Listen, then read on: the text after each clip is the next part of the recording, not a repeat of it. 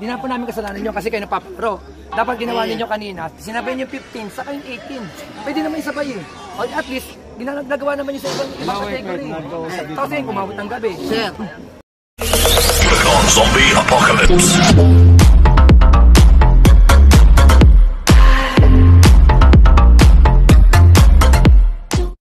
Ayan guys, no, isang magandang hapon sa ating lahat. So hapon na ngayon. Bali ito po yung 16 to 18 category natin. Ito po yung hindi natuloy na race dito sa BRC, Batangas Racing Circuit, ano. So bali sila po yung pumasa sa elimination round. Nasa 19 na participants lahat ito guys. So maraming na-disappoint kasi malayo pa daw yung pinanggalingan ng mga ibang participants natin.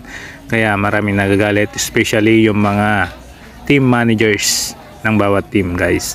So mamaya pakinggan natin yung mga hinaing ng mga players at ng mga team managers. At syempre guys, kakausapin din natin later yung side ng organizer ng race na to dito sa Batangas Racing Circuit at kung bakit at ano ang dahilan nila bakit hindi na tinuloy itong 16 to 18 category natin, ano. So guys, panoorin natin yung naging kaganapan dito sa Batangas Racing Circuit.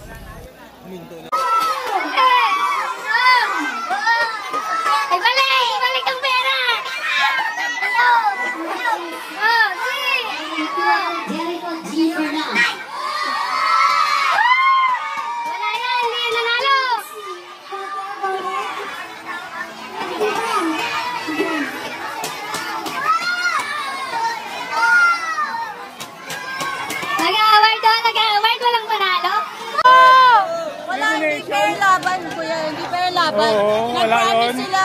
Ang daming magagaling, hindi lumaban. Elimination lang eh. Elimination? Kuya, 120 participants. Elimination. Pagka 90 pasok. May marami pang magagaling. Hindi bumigay ng todo kasi elimination pa lang. Ang rakratan sa final. Which is dapat ngayon. So, 90 ka participants nag-antay. Tapos sasabihin bigla yun ang panalo. Mistake. Balik, diba? Anong maganda doon? Ituloy ang race. Ibalik na lang. Or ibalik ang pera. Balik na lang ang pera. Kasi naghirap na sila, nagpagod pa, nagpuyat, tapos hindi kompleto ang race, talo. Talo. Elimination pa lang yun eh. Di ba? Tama yun, tama. Ganun lang kasimple yun. So, BRC tayo, no? BRC. Nasa sikat tayong racing circuit. Yes. Tapos ganun yung nangyari. Mali yun, mali. Mali yung organization. Kasi sa elimination, hindi mo kailangan magpanalo. Basta pasok lang. Hindi pwede. Oo. Tapos sa final round ka mananalo. Tama yun, tama. Diba? So, ibig sabihin, hindi pa yun yung race. Paasa kayo na yun na may race pa, diba? Tapos sila mo, 90 ka bata nag-ready. Tapos wala lang. Tapos wala lang, ganun lang. Sayang. Wala, dami nagre-reklamo eh. Dami nagre-reklamo. Diba? Kaso malalayo pa man yung iba eh. Ay, okay lang. Naghirap na sila, tatapusin nila yan. Sayang. So wala, ang daming na-disappoint sa palaro nila. Okay, thank you madam, thank you. At ito pa, no, yung isang hinaing nila kung bakit kukunin nila sa elimination round yung mananalo dito sa 16 to 18 category natin guys. So unfair nga naman at hindi nga pumapayag itong ating mga team managers. Sir, okay lang ba yung nangyari? Hindi po. Hindi na, hindi. Mga tarungan. Hindi pwede na. Hindi pwede. Hindi pwede. Pabor kayo, pabor? Ano nangyari? Okay lang? Hindi pwede. Walang naglaro eh, may nanalo? Kasi ano pa eh, yung target lang namin kanina, wala. Ang daming di pumapayag ha, daming di pumapayag.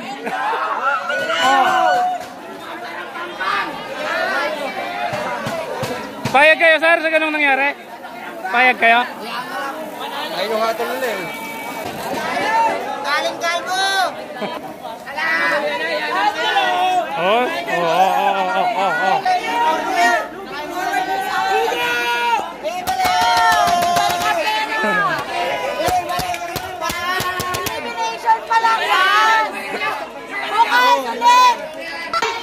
Sa part na to guys, nag-decide itong mga organizers na ituloy yung race pero 2 laps na lang daw at madilim na. Pero hindi na rin po pumayag ang ating mga team managers para na rin sa kaligtasan ng ating mga players. Ang dami pong nagagalit, ang daming nagagalit sa nangyari.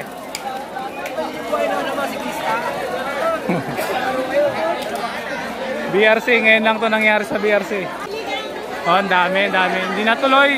Tapos gabi na paglalaroin sila.